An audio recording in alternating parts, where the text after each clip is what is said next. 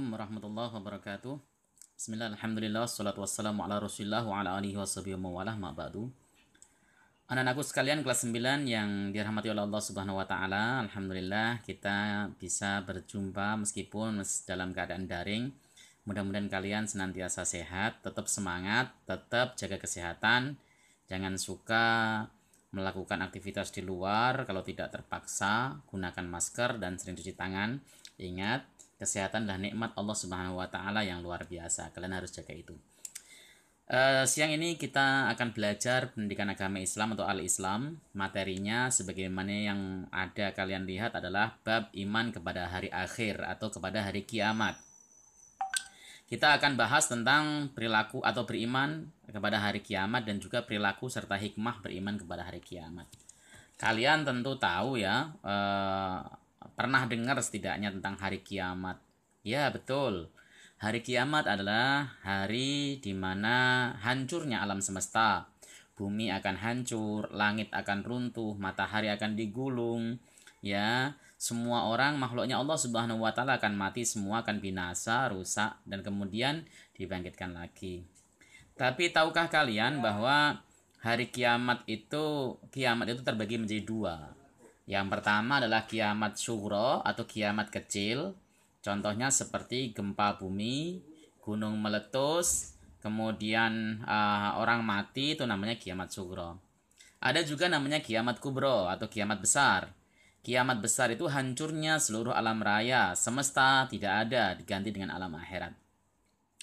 Nah, tahapannya adalah yang pertama alam barzah. Alam barzah itu alam kubur. Ya, setelah kalian mati nanti akan dikubur, kalian akan menanti terjadinya kiamat. Ya, itu disebut dengan alam barzah. Yang kedua adalah yaumul ba'ats atau hari kebangkitan. Saat kita semuanya nanti mati, lalu Allah Subhanahu wa taala memerintahkan kepada malaikat ya Israfil peniup sangkakala untuk meniupkan sangkakala yang kedua kalinya. Lalu kita semuanya akan bangun dari kubur masing-masing. Ya, utuh badan kita yang asalnya sudah hancur lebur jadi tanah akan kembali utuh. Untuk apa? Untuk menerima balasan dari Allah Subhanahu wa taala. Kalau kalian anak-anak salih, maka balasannya adalah kalian akan mendapatkan kenikmatan dari Allah Subhanahu wa taala.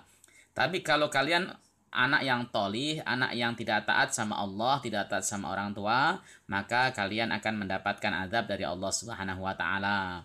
Seperti itu.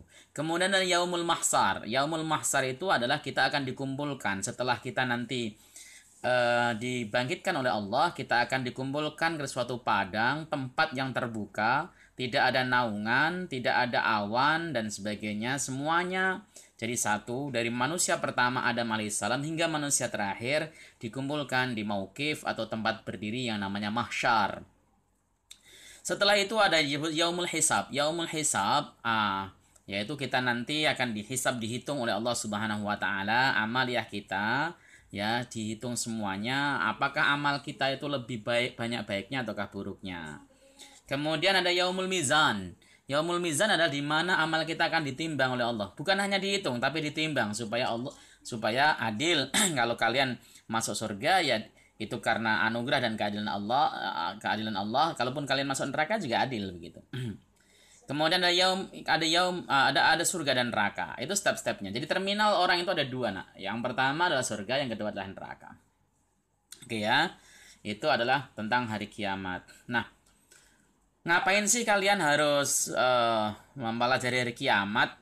Apa yang diharapkan dari kalian itu beriman kepada hari akhir kiamat? Apa sih perilaku yang harus tumbuh dan timbul dari diri kalian ketika kalian beriman kepada hari kiamat? Yang pertama, ya bersifat mawas diri lah. Ya, artinya bahwa kita itu harus sadar betul bahwa hidup kita itu akan ada akhirnya, yaitu kematian, dan semua dari perbuatan kita akan dimintai pertanggungjawaban oleh Allah Subhanahu wa taala. Yang kedua adalah gemar mencari ilmu agar bahagia di dunia dan di akhirat. Itu merupakan hikmah selanjutnya. Kenapa? Karena dengan kita berilmu maka kita akan rajin ibadah kita akan sah. Yang ketiga bermanfaat untuk orang lain. Yang keempat mampu menundukkan hawa nafsu. Yang kelima menjaga kelestarian alam. Adapun hikmahnya, kenapa kita belajar beriman kepada hari kiamat? Yang pertama, hidup dalam kedamaian dan ketenangan. Kenapa? Karena kita yakin perbuatan baik kita akan dibalas oleh Allah Subhanahu wa taala. Yang kedua, semangat dalam menuntut ilmu dan beribadah. Yang ketiga, menumbuhkan sikap peduli terhadap lingkungan. Yang keempat, memperoleh pertolongan Allah Subhanahu wa taala. Yang kelima, mendapatkan kenikmatan di surga. Nah, itu pembahasan kita kali ini, dan kalian harus tahu bahwa kiamat itu ada tanda-tandanya. Tanda-tanda kecil adalah banyaknya kemaksiatan, perjudian, perzinaan. Ya, laki-laki lebih banyak, perempuan lebih banyak daripada jumlah laki-laki. Kemudian banyak orang minum khamr. Kemudian banyak terjadi gempa bumi. Itu tanda-tanda kecil. Tanda-tanda besarnya adalah munculnya Ya'juj wa Ma'juj, munculnya Dabbah, munculnya api dari Yaman, munculnya Dajjal, kemudian turunnya Nabiullah Isa alaihissalam, turunnya Imam Mahdi, dan terbitnya matahari dari barat. Itu merupakan tanda-tanda besar hari kiamat. Saya rasa begitu, kalian silahkan perhatikan dengan baik. Nanti kita akan melaksanakan pretest atau ulangan setelahnya. Bapak akhiri, Assalamualaikum warahmatullahi wabarakatuh.